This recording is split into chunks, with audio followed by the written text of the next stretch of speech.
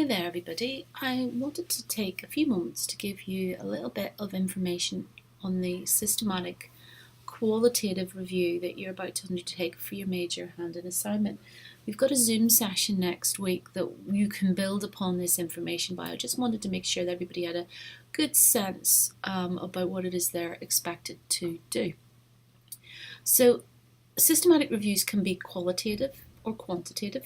You're asked to do a qualitative review, which means that your sole purpose is to select papers of a qualitative nature, not quantitative.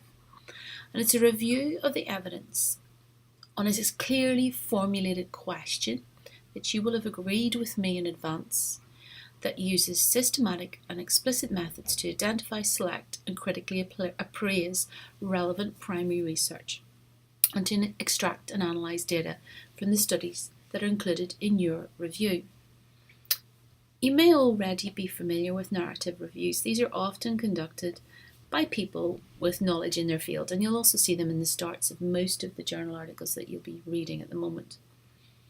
Now, narrative reviews, by definition, are arguably not always very objective in assessing the literature and evidence, because they're trying to create an argument that potentially could be quite selective in the papers that they choose to report, and sometimes these can be criticised as not being good science. Clearly, some are more guilty of this offence than others.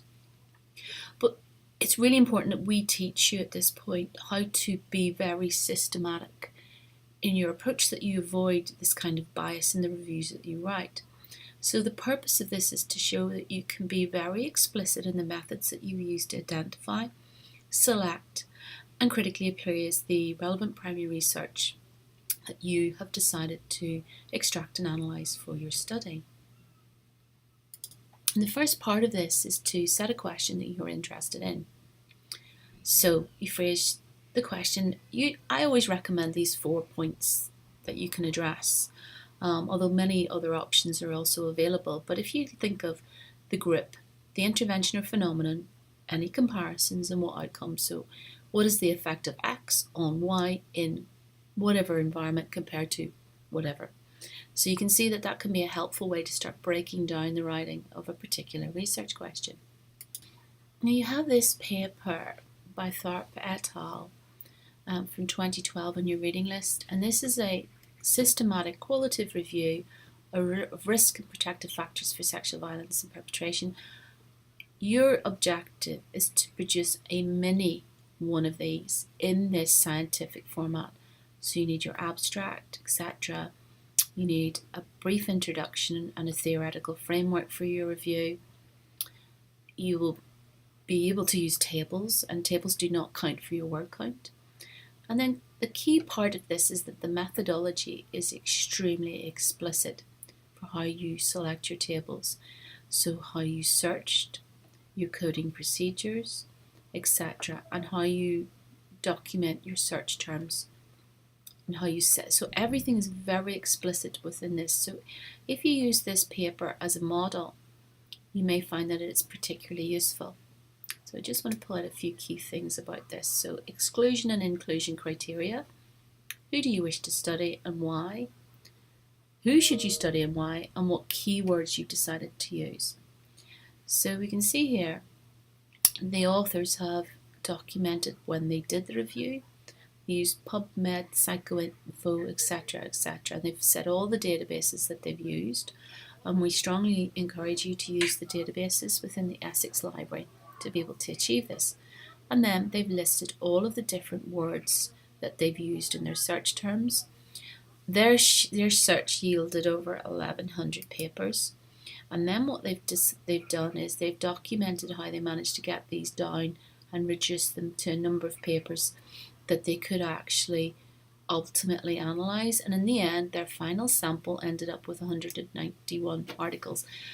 I really don't want you to end up with 191 articles. We have to be very specific so that you possibly get this down to maybe 10 or 12 papers. So that's why it's very important that you work with me about the search strategy, what search terms you're using to select your papers. Otherwise it'll be an unworkable task and you only have 2,500 words to address this challenge.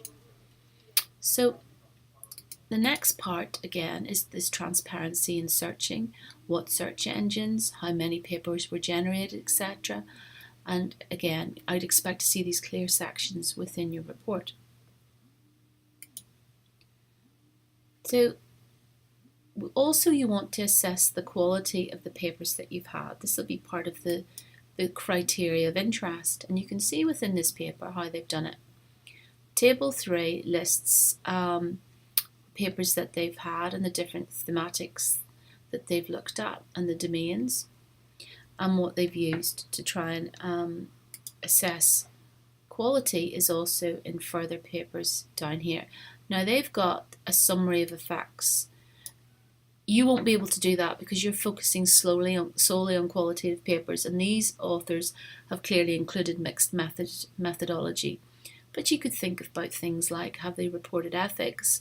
What was the sample size, etc.? Where was it published? You can think about what your own quality metrics might potentially be.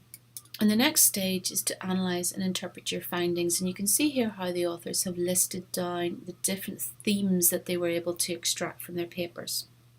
Now normally you will find these. This is an example of a qualitative piece on reporting intimate partner violence in college. And there should be within these documents, I'll just scroll quite far down into the results section, but normally authors will provide a table of themes, and that's really what you're looking for in your research papers, to be able to extract that information and look for trends across the different themes that are provided. Now this was quite a large document, but the table of textual themes are contained within it, and you'd be extracting these kinds of information across the different papers that you look at. We should be able to talk a little bit more next week about the extraction of these particular findings and themes, and you started to look in a little bit more detail about how to approach your question, and some of you may have already started to search.